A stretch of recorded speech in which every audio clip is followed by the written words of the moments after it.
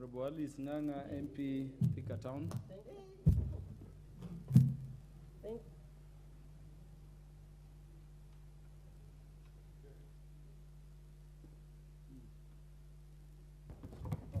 Thank you, Madam Speaker. Mr. Speaker, sorry. Thank you, Mr. Speaker, for giving me this opportunity to contribute to this important matter pertaining to CDF.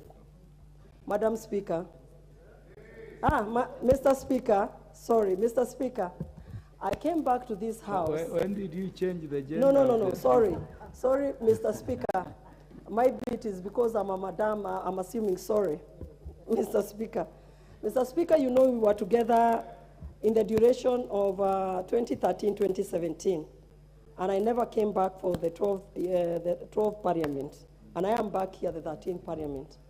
And I want to tell you, Mr. Speaker, I am here courtesy of CDF because of the bursaries that I awarded those students from Thika constituency. Mr. Speaker, right now as we speak, my offices has bulk of forms of bursaries because most of the students never even resumed back to school this term because of lack of school fees. Mr. Speaker, as we speak right now, I built, when I was a member of parliament, a divisional headquarters, police divisional headquarters in a place called Goriba.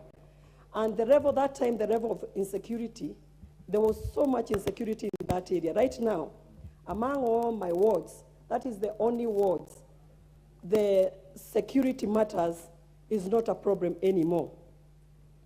As we speak right now, Mr. Speaker, I think the people who went to court, that NGO, I think they are Aryans, they don't live in Kenya. Because if they do live in Kenya, they should have experienced what parents are going through. And I think people assume that CDF belongs to member of parliament, like we use this money as we wish. What they don't understand is a board that assigns those projects to be undertaken at our constituency levels. And that is why I am saying, Mr. Speaker, that we need to discuss this matter without fearing anybody. Because as we speak right now, every member of parliament, we have our own money. We are employed by our by Parliamentary Service Commission, but we were hired by the members of our constituency. Right now, as we have our salary, but those people who we represent, they have nothing. We know right now that our country is experiencing a hunger. There's no food, leave alone money to take children to school. And if we sit down here lamenting and crying without having a way forward, we are the ones who are going to lose. The people who really believed in us, the people who brought us to this house are suffering back at home. And that is why I'm saying we cannot go back home. We are going for a recess. What are we taking back home? What are we going to tell the people who send us to come to this parliament? What are we going to tell them? That there is somebody somewhere seated who doesn't want to release this money. They will not understand because they gave us all the power. Remember, we are representative of the people who elected us, and that is why we are here. Now going back home to tell them there's somebody seated somewhere who went to court so that the money cannot be released, they will not understand. And that's why I'm saying, even, I know we have an ad hoc committee that has been formed today, but moving forward, as the entire, across the house, Kenya Kwanza and Azimio, we need to come together. Make sure that this matter, we discuss it. Whoever we need to bring on board, the Attorney General, the Cabinet Secretary, we need to bring them on board, and they explain to us the reason as to why money has not hit the accounts at the CDF level to make sure that programs start running. You know, the parents are going for a long holiday, the Christmas holiday, and they are looking forward in January to taking their children back to school. Now, why are we giving them stress that the children now are at home, they close school, apart from the class 8 and grade 6 and Form 4s who are sitting for the exams. The rest are already at home. What are we going to tell these parents when they are taking this grade 6 to grade 7 and this class 8 to Form 1 and those ones who are in Form 4 when they'll be joining the university? That we tell them there is no money only because the Cabinet Secretary for Finance Treasury has not released the money.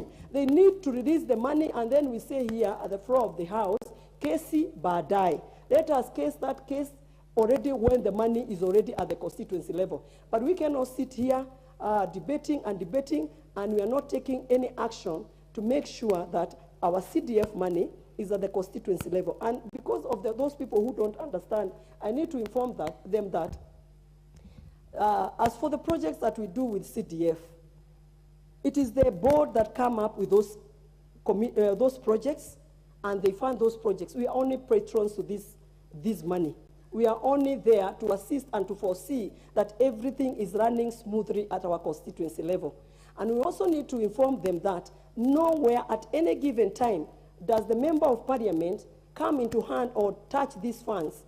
Our work is only to go there, make sure that the bursaries are awarded to those vulnerable children from our constituencies, or we are building police posts and divisional headquarters, or starting a new school like I started Thika Girls Karibaribi, that I started with only 80 students. And as we speak today, we have 1,000 students, and right now as we're speaking, 250 are sitting for the exam from 4 exams. That is what CDF does to this country.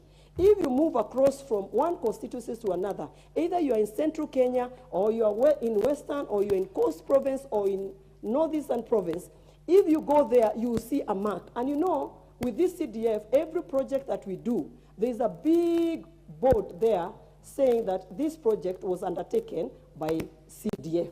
So those people who are seated somewhere, who think they can run to court and deny the Kenyan people the opportunity to be given services by the members of parliament, they are wrong, and we are not going to condone them. We are telling them, waachane na sisi tunataka watoto wasome, sisi tunataka kujenga mashule, sisi tunataka kununua madawati, sisi tunataka kuweka, we want also to make sure that we have dining halls in our schools. Thank you, Mr. Speaker, for this opportunity, and I pray before we break on 2nd of December that we are sitting down to make sure that this CDF, we were given 3 months. 3 months can also be 2 weeks. Thank you very much, Mr. Speaker. Thank you for the opportunity.